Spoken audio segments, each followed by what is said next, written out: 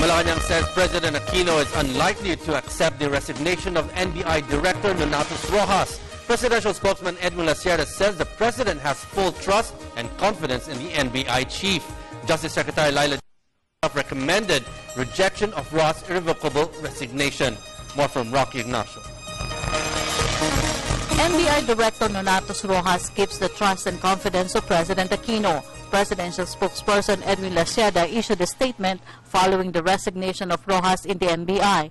Lacerda said the President entrusted high-profile and sensitive cases to Rojas, such as the Atimonan shootout and the incident in the Balitaan channel. Sir, but the palace shared that trust with the Director Rojas. Yes, if you recall, a number of investigations, a number of reports have been initiated under his watch. You've got the Atimonan, you've got the Balitaan channel report, some other reports, and also there are a number of sensitive cases that being handled by Director Noni Rojas, coming from Secretary Laila de Lima. Malacanang has no official action on the resignation of Rojas, but Justice Secretary Laila de Lima has recommended for the President to reject Rojas' resignation. Not receive any information with that, but Secretary Laila de Lima mentioned that she is going to recommend a rejection, primarily because she trusts Director Noni Rojas, and she's part of the team that has does the build-up, the case build-up. So that's the reason why Secretary Laila de Lima is recommending a rejection of the resignation. Rojas admitted his irrevocable resignation following the surrender of Janet Lim Napoles to the President last week.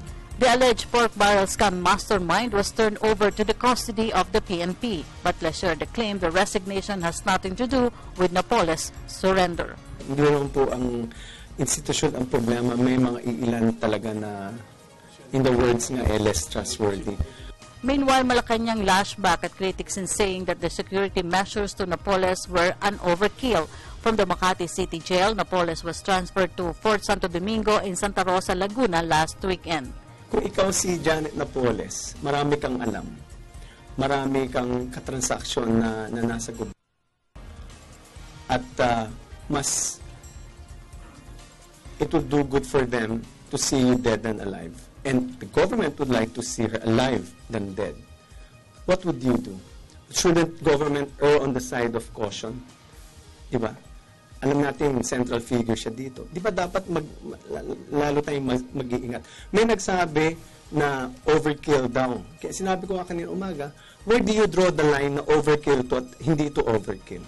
And when something happens to Janet Napoles, kami ba ay, di ba? We would be criticized for if something happens to Janet Napoles. So, what do? We should rather err on the side of caution because for all intents and purposes, we are government.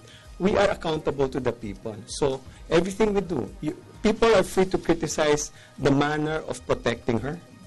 But on our side, we are accountable to the people. We will get criticized, but we'd rather be criticized doing our job. Almost a week after Napoles was placed under government custody, Malacanang leaves up to de Lima to file the appropriate charges against Secretary Laila de Lima lang ang makakasagot kung kailan. Pero yung case build-up po, ginagawa na at marami ho nakuha mga testigo tungkol dyan. So let's just wait for the announcement from Secretary Laila de Lima. I am just as eager to know when the charges will be filed. For the People's Television, Rocky Ignacio.